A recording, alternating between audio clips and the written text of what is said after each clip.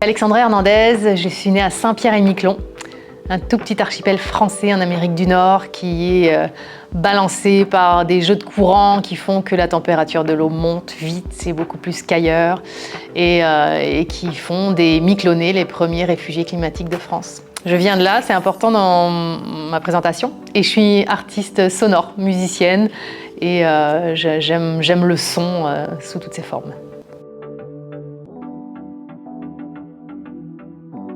Moi, je suis née sur une île qui fait 8 km sur 4, donc je suis née les pieds dans l'eau. L'océan, c'est ma norme, c'est mon paysage. Je me suis jamais posé la question, je me suis peut-être pas assez émerveillée parce que c'était normal d'être au bord de l'eau.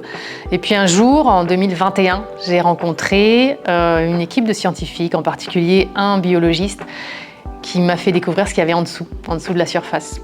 Il m'a fait écouter l'océan, il m'a montré, il m'a emmené plonger avec lui. Et depuis ça, je m'intéresse et je m'émeus des profondeurs. Donc mon plus beau souvenir en lien avec l'océan, c'est, je pense, la rencontre avec cet homme-là. Selon vous, quelle est la plus grande menace qui pèse aujourd'hui sur l'océan ? Alors c'est difficile de dire quelle est la plus grande, il y en a tellement, mais en tant que créatrice sonore, évidemment, la pollution sonore m'interpelle beaucoup. Le trafic maritime a été multiplié par 3 depuis 50 ans. C'est une pollution qui est invisible. Quand on regarde une carte avec le trafic maritime en direct, on réalise que c'est complètement fou. Il y a très peu d'endroits où il n'y a plus de bateaux et donc plus de bruit. Donc c'est quelque chose qu'on a du mal à réaliser. Et l'impact que ça a sur la biodiversité, elle est sous-marine, on ne l'entend pas, nous, avec nos oreilles. C'est pour ça que je trouve que cette menace-là, elle est particulièrement grande, parce qu'elle est encore plus invisible que les autres. Et il y a un impact fou, en particulier sur les mammifères, mais pas que, en fait, sur toute la biodiversité, les écosystèmes, l'impact du bruit de l'homme.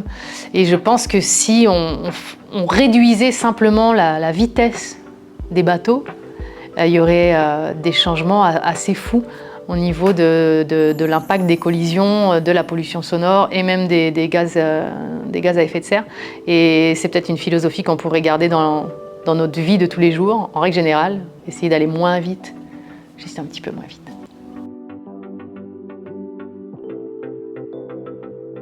J'étais ravie de participer à ce festival.